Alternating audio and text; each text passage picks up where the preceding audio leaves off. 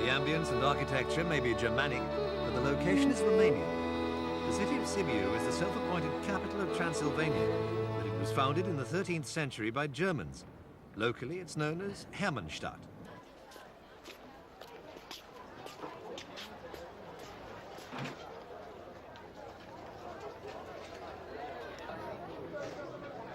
Some have likened it to Nuremberg, but the travelling free market, an anachronism that existed even under Ceausescu, professes an affluence that doesn't really exist here. Its prices are prohibitive, and its goods belie the serious shortages that are hurting throughout a region that's losing its people. Every day, the consulate in Sibiu is besieged for visas by ethnic Germans fleeing to Germany.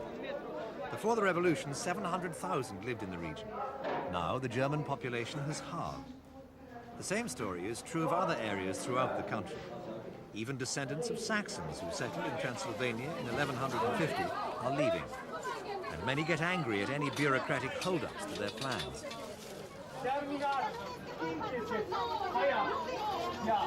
The German embassy in Bucharest says that so many visas are being processed, 20,000 a month, that there won't be any Germans left in Romania in a very few years. Uite-l, ia, vezi-l cu stația aici. In fact, the de-Germanization of the country is already being reflected in the German language media.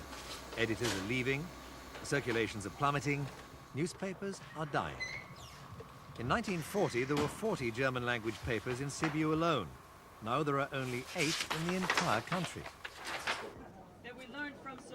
Many of the churches throughout the region are being neglected both inside and out. So a caring group of young American evangelists is striving to capture the curiosity and hearts of the locals. People are just looking at him, playing with the children. Most important people just don't have the time. One good man sitting at God's right hand, talking to the Father about me.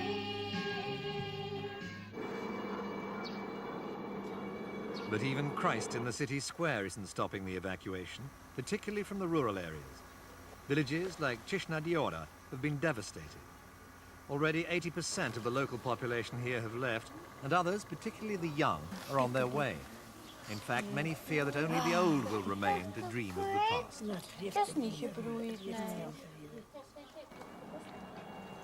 This man certainly won't remain. He's been waiting since February for his visas. Now, all he wants is to rejoin his family in Germany. Since the Federal Republic said it would grant citizenship to anyone who could prove German descent, the national spirit has been irresistible. I have 8 children. 7 of them are now in Germany. 3 of them left the country before the revolution, and the other 4 after the revolution.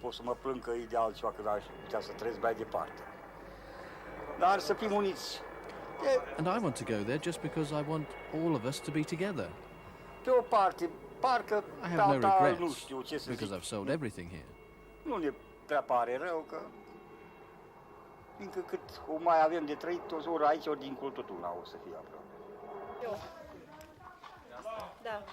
The pull of family ties is great, but there are many other reasons influencing the migrants. These people, for instance, have been waiting for 10 to 12 hours for bread. It's not hard to appreciate why many feel they may get a better deal in Germany than in post-revolutionary Romania.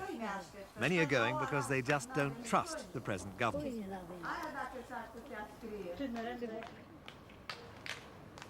But the evacuated charm and empty streets of Romania are beginning to prove a problem for the West German government. Already struggling to accommodate thousands of East Germans, the Republic is now pumping millions of marks into schools and projects here to encourage the Germans to stay. Also, earlier this year, local leaders created the German Forum, a socio-political organization designed to promote the interests of ethnic Germans and serve as an advice center. But neither the West German investments nor the advice is having much effect. These sons of Saxony are literally leaving in droves.